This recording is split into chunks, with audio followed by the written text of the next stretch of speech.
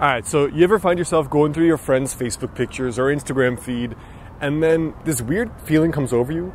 You kind of end up feeling like you hate your life. It's just a weird feeling of comparison. Like you don't really know why you don't feel well, but you feel really crappy. So it's almost like a weird feeling. You don't really know where it comes from, but after like 30 minutes of this, you start to feel really crappy about yourself. Like, why am I not fitter? Why am I not more successful? Why don't I go on those vacations? Because that beach looks really nice.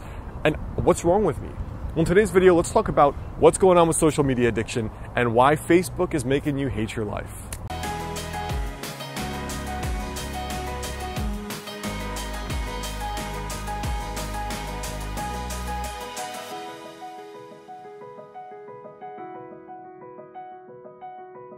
Hey guys, I'm Alex Hine, author of the book Master the Day.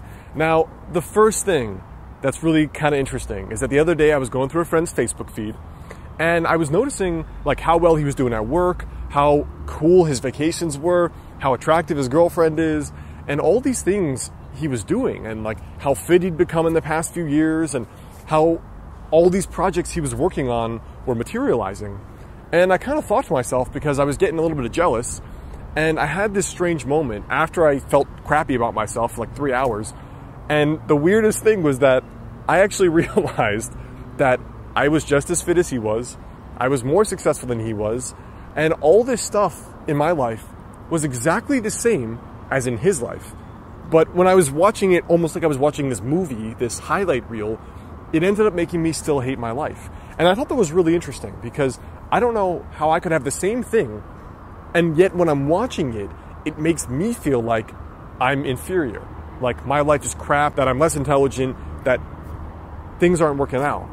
And I've realized that this is kind of the hallmark of social media. It's not something that's deliberately happening, but it's something that when we build a kind of persona on social media, like I have many friends and I don't think they're the same person as they are in real life, as they are on Facebook, for example. On Facebook, they try to be like the expert, like, oh, super famous, and like, I'm the guru, and blah, blah, blah, and all these people coming to me for answers and questions. But in real life, they're not so confident. They're not that interesting. They're not that charismatic. They don't have very good conversational skills. And so stuff like this kind of tends to bother me. And so since then, I've thought about some of the ways I can wean myself off social media. I'm not a big user already, but also how maybe you can too. So the first thing I want you to think about here, the first habit, is that social media is how we want to be seen, not how we actually are. So I think maybe there are some people who are just themselves on social media. They post a picture every now or then, a dog, a cat, a travel, a picture of their butt flexing in the mirror, whatever. But I think a lot of people, it's this curated, fully edited, artificial, virtual reality version of themselves. It's the reality where every picture I look great. My nose is at the perfect angle, my eyes look good, my abs or my boobs or whatever look on point. And that's not reality. Unless you take a lot of time in the morning every day, that's not reality. And so the problem is that if we're someone we think we are, right? Social media is the image we want to portray rather than who we actually are. Well, if everyone is portraying some kind of image, then how do you know what's real? How do you know who's real? How do you even know like what you should be going after if almost all of it is artificial?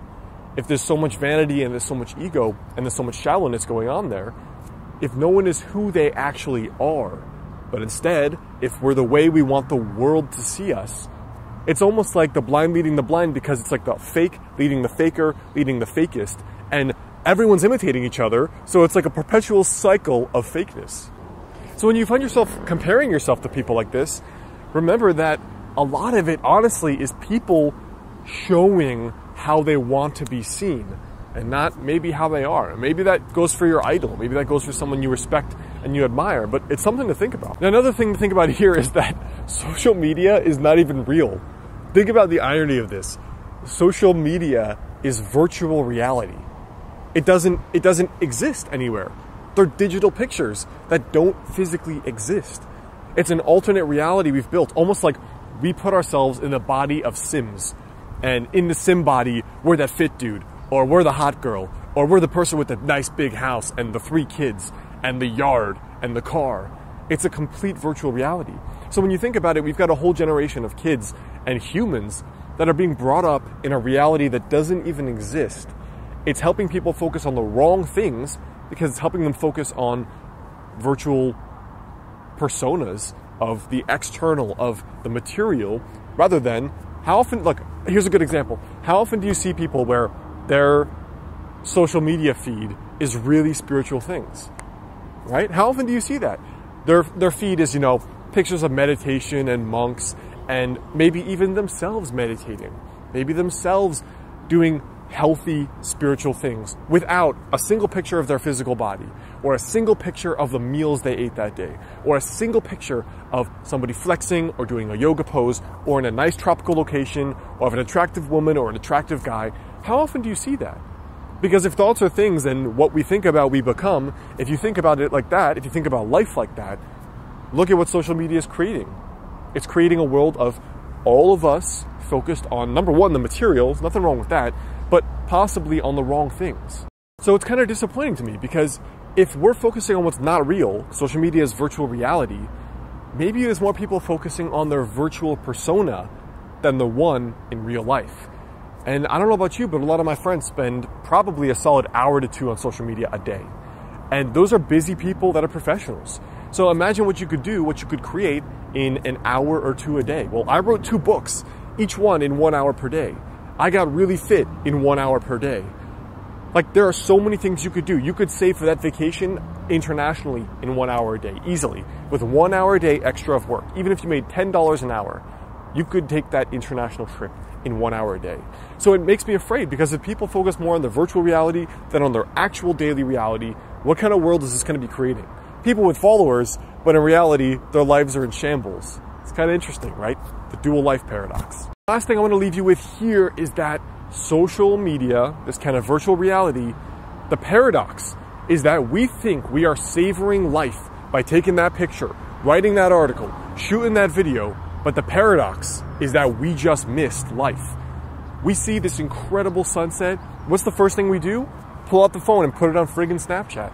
We see a beautiful woman or a great looking guy. What's the first thing we do? Take a picture, take a video. Can we take a picture together? All these miraculous opportunities. Mom's 60th birthday, that beautiful beach in Thailand. Take the picture and the video because we think the memory will last longer. But the irony is, we're sitting here and reality is happening here, and we just missed all of reality. We missed the experience.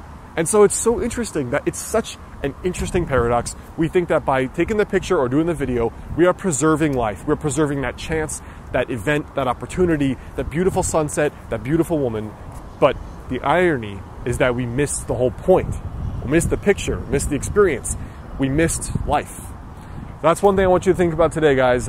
I know that is maybe way deeper than you wanted today, but I think it's important. Something very, very critical that I hope you understand. Now, before you go, I want you to leave a comment there below. Let me know for you, what were some of the negative side effects you've noticed of using social media too much? Comment there below. Hey guys, Alex. Your random fact for today is interesting. Actually, my dad's entire side of the family is from Haiti. So at Thanksgiving and a lot of holidays, my grandma comes over and she makes some maïs moulin and some Clio. So if you're Haitian, you'll know what I'm talking about. If not, you guys are probably going to be shocked.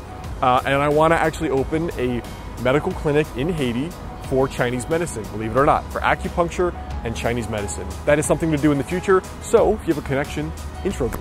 Now, the best way to stay in touch today is to actually get that free guide on my site, modernhealthmonk.com. It's on 5 daily habits to help you lose your next 20 to 30 pounds.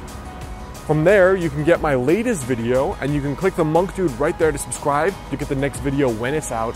And also, if you like my tiny daily habits approach, the way I talk about using little habits to create not only the fittest version of yourself, but also the best version of yourself, come check out my book. It's called Master the Day, and it's all about the daily success habits I learned interviewing people that lost 100 pounds and kept it off years later. You can check out Master the Day in the description there below, and if you send me your receipt to alexander@modernhealthmonk.com, I will send you a $100 bonus video course for free. All right, guys, so go do those 3 things, and I'll catch you in the next video.